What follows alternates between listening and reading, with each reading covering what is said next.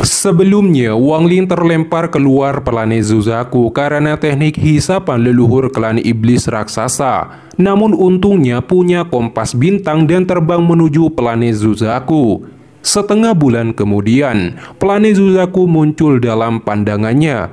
Dari sini planet Zuzaku benar-benar terlihat sangat kecil. Di sebelahnya ada planet yang lebih kecil lagi. Dia menuju planet itu dan mendarat di sebuah pegunungan yang terdapat formasi teleportasi. Lalu Wang Ling duduk bersila, avatar dan tubuh aslinya terpisah. Tubuh aslinya tenggelam di tengah-tengah magma dan mulai berkultivasi. Wang Ling mengeluarkan kapak merah raksasa yang melepaskan niat membunuh yang kuat. Wang Ling menggunakan indera ilahinya untuk mengambil kepemilikannya. Namun kekuatan yang kuat berada di dalam kapak memantulkan indera ilahi Wang Ling. Hal ini membuat Wang Ling semakin tertarik. Dia membentuk segel dan jiwa asalnya segera menelan kapak merah. Sekarang ada dua benda di dalam jiwa asalnya. Satu adalah bendera jiwa 1 miliar jiwa dan kapak merah. Jiwa asalnya kembali ke tubuhnya. Dia jelas mengetahui ada roh kapak, tetapi dia tidak bisa memaksanya keluar. Jadi Wang Ling akan menggunakan 1 miliar jiwa untuk menekan dan memurnikannya dengan jiwa asalnya. Lalu Wang Ling mengeluarkan tas penyimpanan leluhur klan iblis raksasa. Dia menyentuhnya untuk menanamkan indera ilahinya ke dalam tas, dan kemudian berbagai harta di dalam tas dapat dilihat. Ada dua item yang menarik perhatian Wang Ling. Salah satunya adalah botol giok merah yang berisi sedikit garis keturunan dewa kuno. Meskipun tubuh aslinya menjadi dewa kuno dari berlatih teknik dewa kuno, itu sepenuhnya didasarkan warisan pengetahuan bukan kekuatan. Jadi ada beberapa kemampuan yang tidak bisa digunakan Wang Ling. Ini adalah hal yang sangat berguna bagi Wang Ling dan membiarkan tubuh aslinya menyerap darah garis keturunan. Hal lain yang menarik perhatian Wang Ling adalah roda kecil. Wang Ling juga segera mengeluarkan pedang surgawi. Jiwa Suligao segera keluar dengan ekspresi bahagia menatap roda kecil itu. Suligao dengan perasaan tidak sabaran dan cemas menyuruh Wang Ling melepaskan jiwa di dalam harta itu.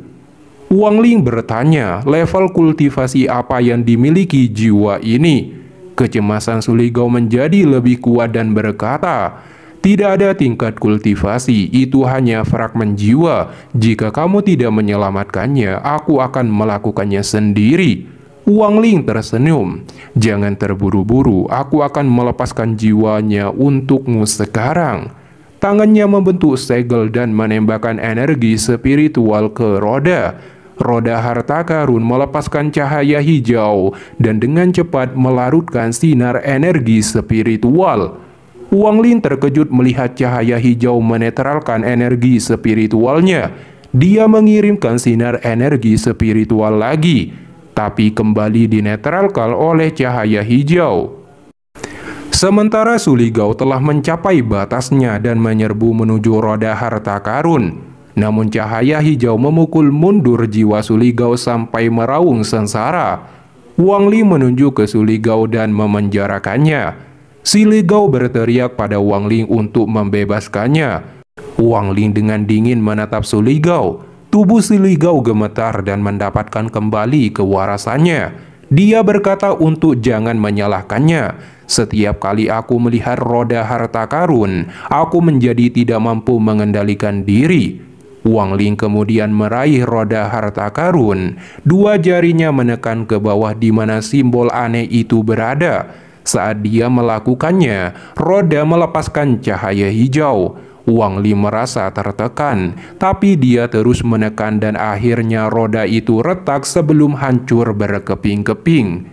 Di saat itu juga, cahaya merah keluar dari pagoda membawa suara yang memikat dan berubah menjadi seorang wanita cantik dan mempesona mengenakan pakaian tipis dan juga ada kipas bernama Miji. Suara Miji juga dipenuhi dengan kekuatan misterius, kekuatan yang memenjarakan Suligao seketika hancur. Suligao mendapatkan kembali kebebasannya dan dengan cepat terbang menuju jiwa wanita itu. Miji melesat menuju Suligao dengan gaya menggoda dan mengeluh mengapa baru sekarang menyelamatkannya. Mata Wang Ling menjadi dingin ketika wanita itu muncul, hatinya terpengaruh oleh godaan. Untungnya dia telah mengembangkan teknik penyegelan jiwa yang menghubungkan jiwanya dengan bendera 1 miliar jiwa yang memungkinkannya untuk cepat pulih. Kamu berani menggunakan teknik iblis seperti ini padaku? Suara ini memasuki Suligao dan telinga wanita itu dan menggema seperti guntur. Tubuh Suligao bergetar dan matanya segera menjadi jernih. Dengan ketakutan dia dengan cepat mundur dari Minji. Minji menatap Wang Ling dan mengeluarkan senyum yang indah. Matanya menggoda saat dia berkata tidak berniat menyinggung.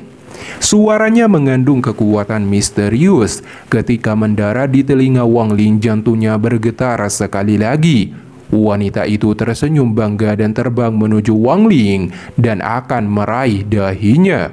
Wang Ling membuka matanya dengan tatapan dingin. Sebuah gelombang kekuatan menyebar dan memukul mundur jiwa Minji. Wang Ling mengeluarkan bendera jiwa dan bersama dengan Liu Wanfeng, lebih dari 1000 fragmen jiwa dibebankan pada jiwa Minji untuk dilahap. Minji berseru sekali lagi dengan senyuman manis. Hanya dengan satu suara, sebuah kekuatan menyebar dari Minji. Jiwa Liu Wanfeng langsung terkejut dan tergoda. Fragmen-fragmen jiwa yang lain tampak lebih buruk lagi. Lalu Minji menyuruh jiwa Liu Wanfeng dan fragmen jiwa lainnya untuk membunuh Wang Ling. Segera jiwa Liu Wanfeng dan fragmen jiwa lainnya menyerbu ke arah Wang Ling. Suligao juga menyerang dari arah belakang Wang Ling. Wang Ling tetap tenang dan menunjuk ke belakang. Sebuah gas hitam menyelimuti jiwa Suligao dan menyadarkan pikirannya. Setelah mendapatkan kewarasannya, dia mengutuk dan menyalahkan Minji karena memikatnya. Lalu Wang Ling menunjuk ke arah jiwa Liu Wanfeng dan fragmen jiwa lainnya yang dibebankan padanya. Semua fragmen jiwa langsung mengeluarkan raungan yang menyedihkan. Kemudian Wang Ling mengulurkan tangannya dan menangkap jiwa Minji yang meronta-ronta. Setelah menganalisis wanita itu, Wang Ling menemukan jiwa wanita ini terdapat domain yang kuat. Mata Wang Ling menjadi dingin. Siapa namamu? Minji berjuang melepaskan diri dari genggaman tangan Wang Ling. Dia terengah-engah sambil berkata dengan anggun, "Aku bahkan tidak menyinggungmu, mengapa kamu tidak melepaskanku?"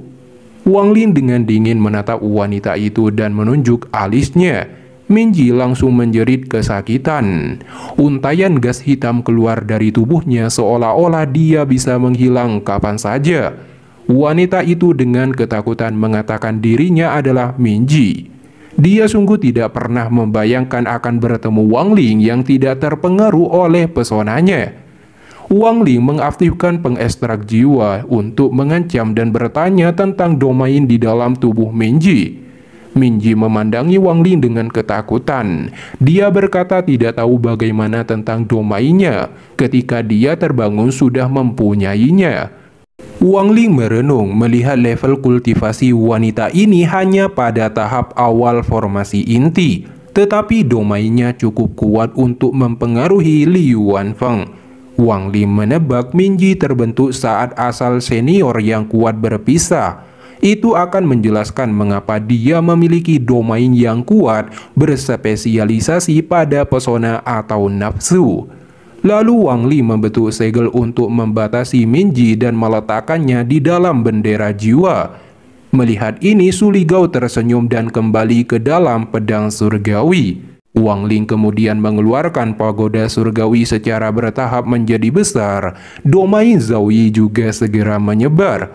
Saat pagoda muncul, Zauru dengan cepat berlari keluar diikuti Macan Putih. Setelah melihat Wang Ling, Zauru langsung cemberut dan berkata tidak menyukai Wang Ling lagi. Apalagi Harimau Putih semakin kurus dan menyalahkan Wang Ling. Selama berbulan-bulan di dalam pagoda, dia dipaksa memakan buah-buahan oleh Zauru, tetapi diberikan sedikit. Oleh sebab itu, Harimau Putih memiliki niatan untuk memakan Zauru, tapi dia bisa merasakan kekuatan mengerikan yang perlahan tumbuh di dalam diri Zauru. Dia khawatir bocah kecil ini yang berbalik memakannya. Apalagi Wang Ling telah mengingkari janjinya pada Zauru untuk membawakannya harimau besar. Melihat betapa cemberutnya Zauru, Wang Ling segera mengajaknya menangkap harimau yang membuat Zauru sangat gembira. Tetapi sebelum berangkat, Zauru menceritakan mimpinya yang melihat Limuan bersama dengan Wang Ling.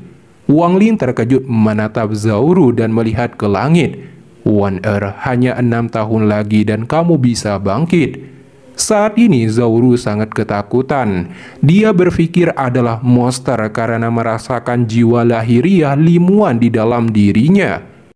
Wang Ling menenangkan Zauru dengan berkata bahwa Zauru bukan monster, dia juga bukan. Zauru melompat ke pelukan Wang Ling. Dia meraih pakaiannya dengan erat. "Paman, aku bisa merasakan bahwa orang kecil di tubuhku seperti kakak perempuan dalam mimpiku. Dia adalah orang kecil itu." "Paman," Ru'er takut. "Bisakah kamu membawanya keluar?" Tubuh Wang Ling bergetar mendengar ini. Awalnya dia berpikir saat memasukkan jiwa Limuan ke dalam wanita hamil akan membuat Limuan menjadi pemilik tubuh. Namun tak disangka akan ada 2 jiwa. Dengan kata lain, Limuan akan secara perlahan melahap jiwa Zauru dan sepenuhnya mendapatkan kepemilikan tubuh ketika dia terbangun. Zauru mengangkat kepalanya, matanya dipenuhi dengan air mata, meminta Wang Ling mengeluarkannya. Wang Ling menatap Zauru sembari tersenyum. Dia memintanya untuk jangan khawatir, anggap saja orang kecil di dalam dirimu adalah kakak perempuanmu. Mata Zauru menunjukkan harapan dan kemurnian sembari berkata, "Paman tidak berbohong padaku, bukan?" Dengan berat hati Wang Ling berkata hanya iya. Lalu dia membawa Zauru dan Harimau Putih terbang untuk menangkap harimau yang besar. Zauru menatap Wang Ling, menahan air mata kesedihan. Dia sekarang sudah berusia 13 tahun dan mengerti sesuatu. "Ketika kamu melihatku, kamu tidak menatapku tetapi orang kecil di dalamku. Kakek Tianyan tidak sama, apa yang dia lihat adalah aku." Zauru juga tahu ketika menyelamatkannya dari kultivator jahat, itu bukan untuknya tetapi untuk Limuan. Meski Limuan sangat cantik, tetapi ketika Zauru sudah dewasa, dia berjanji pasti akan menjadi lebih cantik dan berharap Wang Ling tidak akan meninggalkannya. Akhirnya mereka sampai di dalam hutan. Wang Ling menemukan seekor harimau ungu besar. Auranya sangat menindas, berada di tingkat akhir pendirian yayasan. Wang Ling dengan mudah menaklukkan harimau ungu dan memberikan esensi jiwa harimau pada Zauru, sehingga menjadi tuannya. Setelah itu Zauru dengan wajah penuh kegembiraan melompat ke punggung harimau ungu. Melihat wajah bahagia Zauru, dia memiliki pikiran untuk mengeluarkan jiwa lahiriah Limuan dan menyelamatkan Zauru untuk dilahap. Namun jiwa lahiriah Limuan masih tertidur dan belum pulih. Jika dikeluarkan sekarang, itu akan menghilang. Namun pengorbanan nyawa anak ini hanya untuk keinginan egois Wang Ling agar Limuan terbangun. Dalam sekejap mata, 2 tahun berlalu. Zauru berusia 15 tahun dan berkembang menjadi gadis yang cantik. Dia juga semakin sering bermimpi Limuan dengan ketakutan. Pada saat ini, Zauru bersama Harimau Putih dan Ungu. Dia memikirkan jiwa lahiriah Limuan yang perlahan-lahan terbangun, dan jika sudah bangkit, Zauru menyadari akan menghilang. Merenungkan hal ini, air mata Zauru jatuh. Lalu Zauru memanggil Wang Ling dan memintanya untuk menceritakan kisah kakak perempuan di dalam dirinya. Kemudian Wang Ling bercerita tentang Lim Wan hingga akhir hayatnya. Zauru menyisir rambut Wang Ling ketika dia mendengarkan ini. Tubuhnya bergetar dan mengerti sesuatu. Zauru meletakkan sikat kayu dan berkata, "Paman, jika aku mati lebih awal, apakah berarti kakak perempuan Wan Er tidak akan bisa bangun?" Zauru bertanya apakah dirinya hanyalah wadah bagi Lim Wan. Sejak kecil dia telah menganggap Wang Ling adalah keluarga. Zauru berharap Wang Ling dapat melihatnya sebagai Zauru, bukan Lim Wan, bahkan jika hanya sekali. Wang Ling memandangi Zauru. "Ru'er, kamu lelah, beristirahatlah." Dengan itu dia berbalik dan menghilang. Sisir kayu di tangan Zauru jatuh ke tanah dan mulai menangis dalam ketakutan. Sosok Wang Ling muncul di kejauhan dan berkata, "Wan Er, jika itu kamu, bagaimana kamu memilih?" Kemudian harimau putih menghilang, menyebabkan Zauru sangat sedih sampai dia sakit karena kepergiannya. 2 bulan kemudian, raungan lelah tetapi bersemangat bisa terdengar. Harimau putih muncul dalam penglihatan Zauru dan dengan beberapa lompatan tiba di sebelahnya. Di mulutnya ada cabang pohon berwarna merah api dengan buah yang melekat padanya. Zauru sangat senang dan marah pada saat yang sama. Tapi harimau putih sekarang lebih kurus, bahkan ada luka di perutnya. Tetapi dia segera melihat sekeliling untuk memastikan bahwa Wang Ling tidak ada. Lalu menyuruh Zauru memakan buah berwarna merah itu. Zauru mengambil buah itu dan bertanya, "Buah apa ini?" Tiba-tiba suara Wang Ling terdengar. Itu adalah buah yang menghancurkan jiwa yang baru lahir. Harimau putih segera melompat ke depan Zauru dan meraung keras ke arah Wang Ling. Melihat kebaikan harimau putih pada tuannya, Wang Ling cukup kagum. Tapi meski Zauru memakan buah itu hanya akan membuat jiwa lahiriah Lim Wan akan melemah. Zauru terkejut, dia tidak menyangka harimau putihnya akan mencarikan buah ini. Dia kemudian melemparkan buah itu dan terjatuh ke tebing. Setelah itu Zauru meminta Wang Ling untuk jangan menyakiti harimau putihnya. Wang Ling segera berbalik dan pergi seperti orang asing di depan Zauru.